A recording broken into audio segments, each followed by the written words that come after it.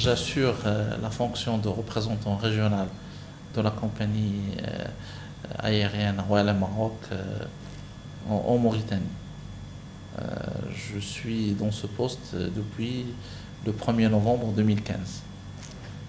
Alors, bon, une fois j'ai atterri ici, j'ai eu à affronter de nouvelles choses. La première, c'est ma première expérience en tant qu'expatrié. C'est la première fois que je vais travailler à l'extérieur du Maroc. Et je vais quitter le siège parce que, en fait, moi je suis une personne qui est restée au siège pendant 21 ans. Et 21 ans, c'est une vie. Hein. Alors, la deuxième chose, c'est qu'en fait, c'est la première fois que je vais vivre dans un environnement et dans un contexte subsaharien. C'est vrai que la Mauritanie, elle est le pont entre le Maghreb et l'Afrique subsaharienne occidentale. Donc, ce qui fait que j'ai eu à affronter cette nouvelle réalité. Au début, ça apparaît difficile, hein, que ce soit sur le plan professionnel ou sur le plan personnel. Petit à petit, on a commencé à renouer des liens très proches avec les différents acteurs, avec la compagnie Royal Maroc ici sur le territoire mauritanien. Je commence d'abord par le personnel, parce qu'il y a le personnel RAM, qui a l'identité Royal Maroc, et qui a le sang Royal Maroc, qui sont le personnel de vente de l'agence Royal Maroc Nouakchott, qui sont de nationalité mauritanienne à 100%. Donc nous avons avec nous une chef d'agence, celle avec laquelle nous étions en réunion tout à l'heure, et deux agents de comptoir de vente, plus un coursier. Alors l'équipe des expatriés ici, il est composé de moi-même, il est composé du chef d'escale, qui assure la supervision de l'exploitation et le traitement des vols à l'aéroport, du financier, qui gère les flux financiers et les transactions financières de la compagnie sur le territoire mauritanien. Et récemment, on a commencé à recevoir un mécanicien navigant qui s'occupe de l'entretien des avions sur l'aéroport de Nouakchott. Alors, par rapport aux autres partenaires, bien sûr, nous travaillons d'abord dans la partie vente, dans la partie marketing et relations clients avec les agences de voyage, qui sont nos distributeurs. C'est-à-dire qu'eux aussi, ils ont une identité RAM, mais à leur manière, parce que c'est eux qui représentent la compagnie sur le marché. C'est eux qui sont devant les clients et qui commercialisent le produit RAM et qui répondent aux différentes questions du client. Donc nous sommes obligés d'être à leur écoute. C'est à travers eux, essentiellement, malgré que nous avons une agence qui elle-même il reçoit les clients, que nous arrivons à connaître les contraintes de nos clients, leurs désirs, leurs problèmes, pour essayer d'apporter les réponses et les solutions à toutes leurs questions. Parce qu'une compagnie qui n'écoute pas ses clients, elle finit par disparaître. Alors en même temps, nous avons d'autres partenaires. Ceux qui nous aident à réaliser l'activité au niveau de l'aéroport, qui sont la Société des aéroports mauritaniens, notre fournisseur catering, prestation catering, l'Agence nationale d'aviation civile, qui elle s'occupe de tout ce qui est livraison des accords, et qui gère le cadre juridique de l'industrie au niveau de la Mauritanie. La SECNA, qui s'occupe du contrôle aérien. Donc, en même temps, nous avons d'autres partenaires avec qui on travaille, qui sont les banques, qui gèrent notre chiffre d'affaires. Tous les clients corporate de la compagnie au niveau du marché mauritanien. Donc, pour pouvoir s'intégrer sur le plan professionnel, il y a plusieurs manières. Nous avons entamé des réunions avec les agences de voyage. Voilà, des réunions B2B avec chacune des agences pour écouter leurs remarques, leurs doléances, leurs propositions pour améliorer les services de la RAM sur le marché mauritanien.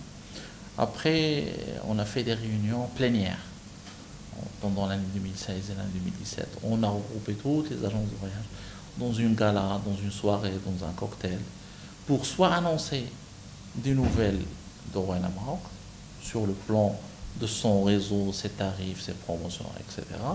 Ou bien tout simplement faire une réunion de famille et partager un ftour ou un dîner pendant le ramadan.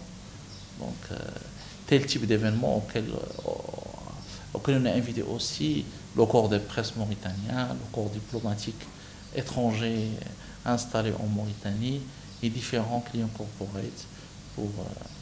Et durant toute l'année, on a organisé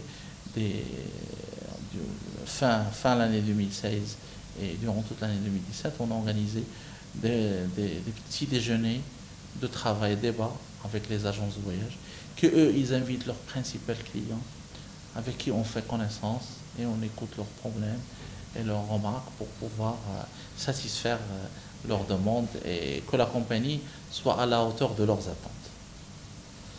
Alors, je reviens à un point très important, avec le personnel.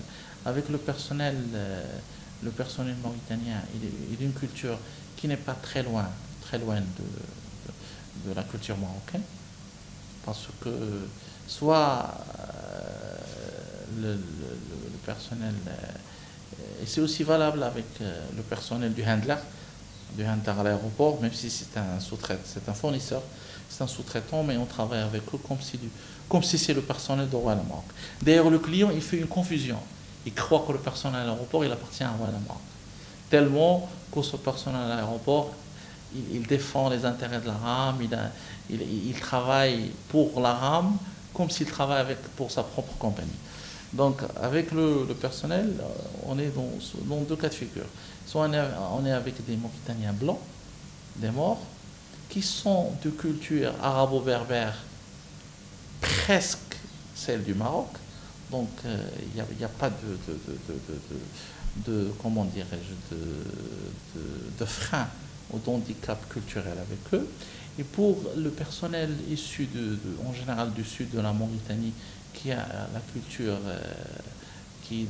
d'ethnie et de culture négro-mauritanienne, d'abord il y a les liens qui nous lient avec eux, qui sont les liens de l'islam et de la culture sunnite, et les liens de fraternité culturelle et cultuelle vis-à-vis du Maroc, parce qu'une bonne partie des gens négro-mauritaniens, c'est des tijanes qui ont toujours la volonté de partir au Maroc et à Fès, etc.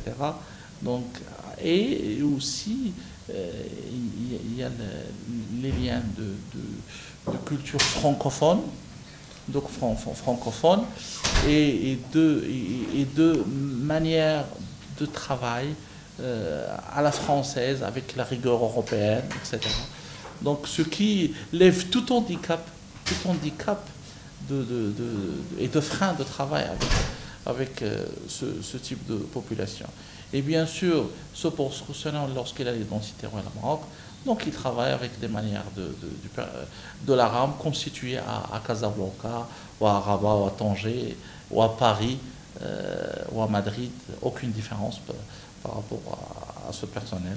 Et bien sûr, c'est des gens qui ont des années à la compagnie, donc ils connaissent ses procédures, ses méthodes de travail, ses manières, et quelqu'un qui vient pour prendre la responsabilité avec eux, il ne trouve pas de difficulté de s'intégrer avec eux pour faire face à l'activité quotidienne.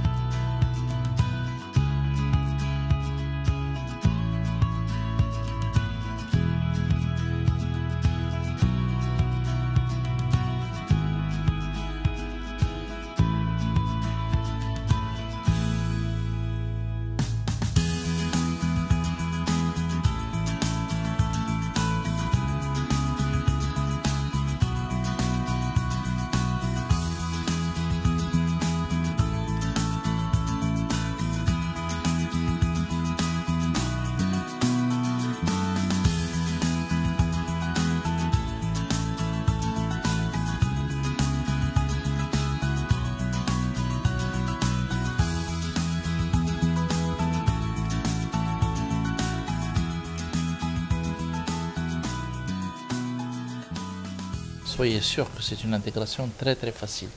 Pour la simple raison, c'est qu'un étranger, spécialement un Marocain, ils ne se sont pas du tout dépaysés. Ils se sont ici parmi les siens, parce que dès qu'il arrive ici, il trouve la même chaleur, la chaleur d'accueil, la chaleur de tissage de relations amicales rapides. Voilà. Ce qui fait qu'il ne trouve pas de difficulté à s'intégrer. Rapidement, il commence à être invité par les gens, lui-même à inviter les autres, ce qui fait qu'il y a une chaleur d'accueil, on va dire familiale, ici avec les Mauritaniens, que tu ne trouves pas partout dans le monde. Hein. Alors, et moi je vous donne un exemple je vous donne un exemple d'intégration. C'est que moi je suis célibataire, je ne suis pas marié, et j'ai reçu l'année précédente une de mes sœurs qui est venue.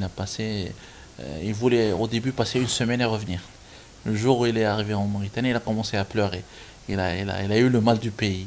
Mais une semaine après, il s'est habitué. Il a même commencé à aimer le pays. Il a passé avec moi 6 mois au lieu d'une semaine.